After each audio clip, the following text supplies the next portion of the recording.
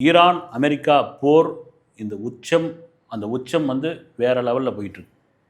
மூன்றாம் உலகப் போருக்கான வாய்ப்பு இருக்குமா? மூன்றாம் உலகப் போர் நடந்தால் நாடு தாங்குமா, உலகம் தாங்குமா அப்படின்ற ஒரு கேள்வி இருக்குது. மூன்றாம் உலகப் போருக்கான வாய்ப்பு இல்லை ராஜா அப்படின்னு ஒரு பக்கம் சொன்னாலும் வந்து விடா கொண்டன் குடா கொண்டன் இருக்குதுல்ல, அது மாதிரி அமெரிக்கா விடா கொண்டனாகவும் ஈரான் குடா கொண்டனாகவும் விட மாட்டேன். நாங்கள் பார்த்துடலாம் ஒரு கை என்ன சப்பன் நினச்சியா, நான் யார் தெரியுமா, இப்போ என் பலம் என்ன தெரியுமா அப்படின்ட்டு ஈரான் இறங்கி ஒரு பக்கம் சம்பவம் பண்ணும்பொழுது, நீயே அவ்வளோ பெரிய ஆளுன்னு காட்டும்பொழுது, நான் உலக போலீஸ், நான் உலக பஞ்சாயத்து தலைவர், உலகத்துக்கே ரூல்ஸ் அண்ட் ரெகுலேஷன் போடக்கூடிய ஆள், நான் என்னை பார்த்து எல்லாரும் கிட்டுக்கிட்டுன்னு நடுங்கிட்டு இருக்காங்க, வரியான வரி அடித்து தள்ளக்கூடிய ஆள், நான் யாருன்னு காட்டுறேன்னு சொல்லி இந்திய பெருங்கடலில் ஒரு கப்பல் அடித்தது. அதை தாண்டி ஈரான் இந்த ட்ரோன்களை சர மாதிரியாக அமுச்சிக்கிட்டே இருக்குது.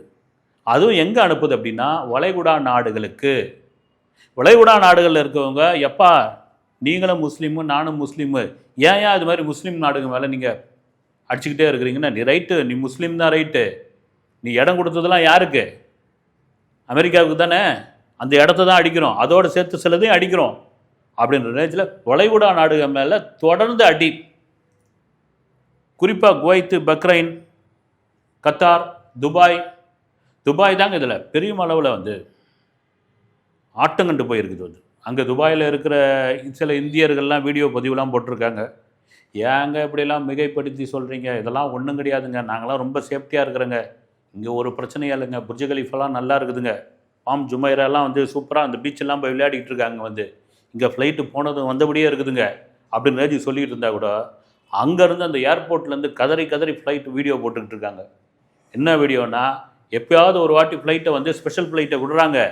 இப்போ இந்தியா மாதிரி நாட்டுக்கு வந்து சாதாரணமாக இந்தியா மாதிரி நாட்டுக்கு ஒரு 15,000 20,000 இருக்குன்னு, அதுவே அதிகம். ஏன்னா ஆஃபர் போட்டால் 7,000 8,000 கூட ஆஃபர் போடுவாங்க எமிரேட்ஸில். இப்போ என்னன்றாங்களாம், 1 லட்சத்துலேருந்து 1.5 லட்சம் வரைக்கும் டிக்கெட்டு. அந்த டிக்கெட்டே கிடைக்கல, முட்டி மோதுறாங்க. இன்னொன்று என்னன்னா, பெரும் கோட்டீஸ்வரர்கள் மில்லியன் கணக்கில் தொகை வைத்து கொண்டு இருப்பவர்கள்லாம் ரிஸ்க் எடுத்து தனி ஃப்ளைட்டில் கிளம்புறாங்க, துபாயிலேருந்து கிளம்பியிருக்காங்க. குறிப்பாக நம்ம நாட்டுக்கு வரா மாதிரி இருந்ததுன்னா 3 கோடியிலேருந்து 4 கோடி ரூபாய் வரைக்கும் அதுக்கு செலவு பண்ணணும். தனி ஃப்ளைட்டு, வான்வழி போக்குவரத்துக்கு அனுமதி, அந்த அனுமதி கூட இல்லீகலாக தான் கொடுப்பாங்க. அப்படிங்க தனி ஃப்ளைட்டில் போனால் ஏதாவது அசம்பாவிதம் ஏற்பட்டால் நாங்கள் பொறுப்பு கிடையாது சாமி, நீ தான் பொறுப்பு. அதை ஓட்டுற பைலட்டுக்கு வந்து கிட்டத்தட்ட 100 கோடி ரூபாயோ 150 கோடி ரூபாய்க்கு இன்சூரன்ஸ் வேறு போடணும், அவருக்கு ஒரு பெரிய அமௌண்ட்டு கொடுக்கணும். இவ்வளோ ரிஸ்க்குக்கு அப்புறம் நீங்கள் போயிடுங்க அப்படின்னு சிலர் சிங்கப்பூர் வழியாக வருகிறார்கள் அப்படின்ற ஒரு தகவல். அங்கே இருக்கிறவங்களுக்கு, அங்கே இருக்கிற அரசு, அந்த மன்னரா இளவரசரா, நாங்களாம் நல்லா பார்த்துக்குறோம், அதெல்லாம் ஒரு பிரச்சனை இல்லை, நீங்கள் இலவசமாக தங்கிக்கலாம், சாப்பாடெலாம் உண்டு அப்படின்னா எவ்வளோ நாள் கொடுப்பாங்க? வந்து குன்றி தின்றால் குன்றும் ஆளுன்ற மாதிரி எவ்வளோ நாள் தான் கொடுக்க முடியும்? வந்து என்னதான் அது டூரிசத்தையே நம்பி இருக்கிற நாடு, ரியல் எஸ்டேட்டையே நம்பி இருக்கிற நாடு. டூரிசம் நல்லா இருந்தால் தான் ரியல் எஸ்டேட், அங்கே டூரிசம் அதிகமாக மக்கள் வந்தால் தான் அங்கே வந்து இது வாங்கி போடுவான், இடத்த வாங்கி போடுவான், கட்டடங்களை வாங்குவான். புர்ஜ் கலீஃபாவில் எத்தனாவது மாடியில் என்ன இடம் வாங்குறதுன்னு முடிவு பண்ணுவான், எந்த ஹோட்டலில் வாங்குறதுன்னு முடிவு பண்ணுவான். இது மாதிரி குண்டு விழுந்துக்கிட்டே இருந்தால் என்ன பண்ணுறது? Tourism out, real estate out, வருமானம் கொஞ்சம் கொஞ்சமாக குறையுது அப்படின் பொழுது அங்கே இருக்கிற சில தன்னார்வலர்கள் அவங்க என்ன பண்ணுறாங்க, குறிப்பாக இந்தியர்கள் முக்கியமாக, இங்கே வாங்க, அங்கங்கே இந்த கார் பார்க்கிங்கு இந்த மாதிரி ஏரியாவில், துபாயில் பெரிய வளைகுடா நாடுகளில் மிகப்பெரிய கொடுமை என்னென்னா வெயில் சாமி. அதுவும் இங்கேயே வெயில் இந்த போடுதுன்னா பாலைவனத்தில் எப்படி இருக்கும்? 45 50 55 டிகிரினா என்ன ஆகும் பாருங்க. அங்கெல்லாம் ஏசி இல்லாமல் இருக்கவே முடியாது. அப்படி பொட்டல் வெளியில், திறந்த வெளியில் என்ன பண்ண முடியும்? இந்த தண்ணி, இந்த இது மேலே துணியை கட்டிட்டு அது மேலே தண்ணியை ஊற்றி இருக்காங்க பொழுது அதெல்லாம் ஒரு பக்கம் தாங்கலை. அங்கே இருக்கிறவங்க ஒரு பக்கம் அழுகிறார்கள், அங்குள்ள தொழிலாளர்கள் கலங்குறாங்க. சரி, எதுக்கே அந்த வளைகுடா நாடு மேலே நீங்கள் அடிக்கிறீங்க? வளைகுடா நாடுகள்லாம் சேர்ந்து ஈரானை அடிங்களேன் அப்படின்ற ஒரு பஞ்சாயத்து அப்படின்ற ஒரு விஷயம் கேட்கும்பொழுது அது வேறு மாதிரியான பிரச்சனையை கொண்டு வந்துடுற சாமி. என்னன்னா, ஏயா நீ அவனை போய் அடிக்க ஆரம்பிக்கிற, ஈரானை போய் அடிக்க ஆரம்பிக்கிற அப்படின்னா நீ இஸ்ரேலுக்கு சப்போர்ட் பண்ணுறது தானே அர்த்தம். அப்போ சொந்த நாட்டு மக்களிடையே எதிர்ப்பை உண்டாக்குற ஒரு நிலைமை உண்டாகும். ஈரானுக்கு என்ன கடுப்பு அப்படின்னா, நீங்கள் இடம் கொடுத்ததை தாண்டி இந்த துபாய் மாதிரி நாடுகள்லாம் வந்து இஸ்லாத்திற்கு எதிராக இந்த மது விற்கக்கூடாது, மது அருந்தக்கூடாது, டிஸ்கோ இருக்கக்கூடாது, இந்த மாதிரியான விஷயங்களாக இருக்கும்போது இதெல்லாம் பூரா பண்ணிக்கிட்டு இருக்கீங்கல்ல, இது ஒரு பக்கம் கடுப்பு. ஒரு பக்கம் இப்போ என்ன பண்ணுறது வளைகுடா நாடுகள் அப்படின்ற ஒரு பக்கம் அவங்களுக்கான இராணுவ கட்டமைப்பு, அதுவும் அமெரிக்காவுக்கிட்ட இருந்தால் அவங்க வாங்குறாங்க.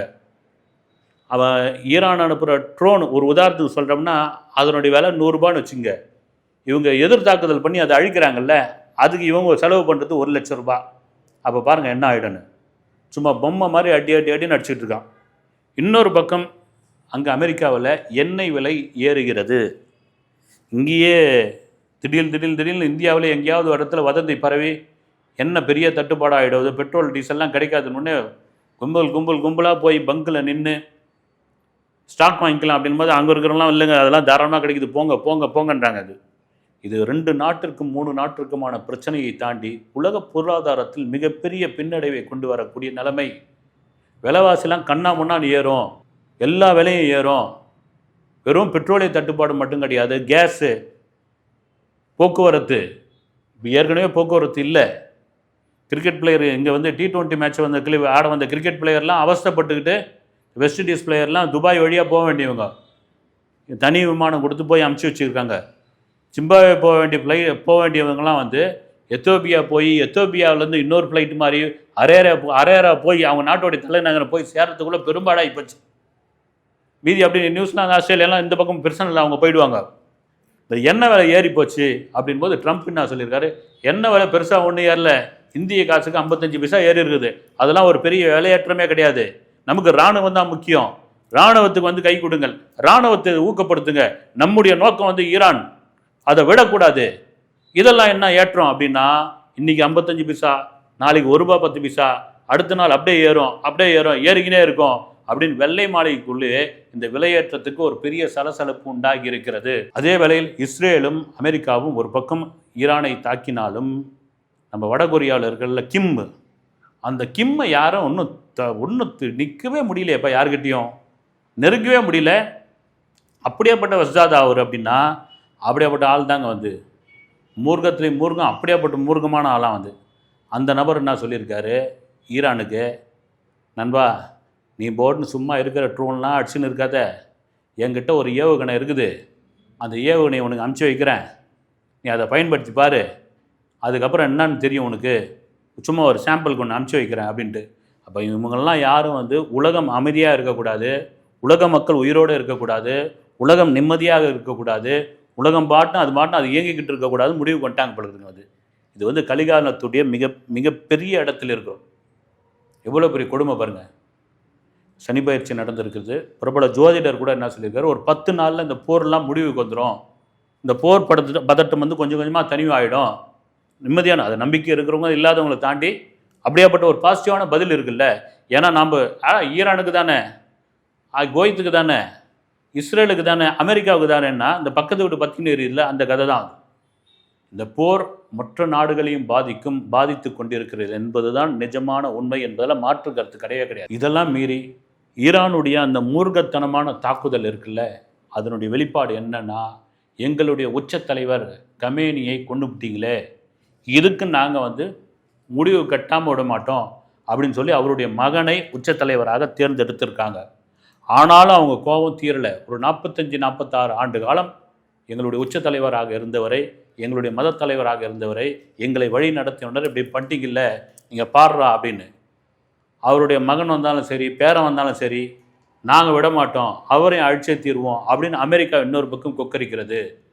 ஒட்டுமொத்தமாக சேர்ந்து உண்மையாகவே எல்லாருடைய பிரார்த்தனையும் எல்லாருடைய வேண்டுகோளும், உலக மக்களுடைய வேண்டுகோள் என்னென்னா, இந்த போர்லாம் இல்லாமல் மனுஷன் ஏன்னா அந்த போர் காட்சிகள்லாம் பார்க்கும்பொழுது, அந்த இடிபாடுகள்லாம் பார்க்கும்பொழுது எவ்வளோ மோசமாக இருக்கும், எவ்வளோ மனசை வந்து கலகடிக்குதுங்க. வந்து பாவங்க, அதெல்லாம் நிறுத்திடுங்க.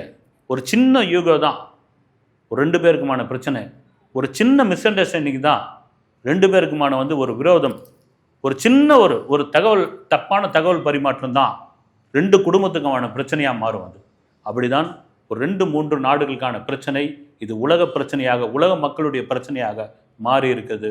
உண்மையிலே கடவுள் மேல் நம்பிக்கை உள்ளவர்கள் இந்த போர் முடிவுக்கு வரணும்னு பிரார்த்தனை செய்து கொள்ளுங்கள். அடுத்த வீடியோவில் சந்திக்கிறேன். நன்றி.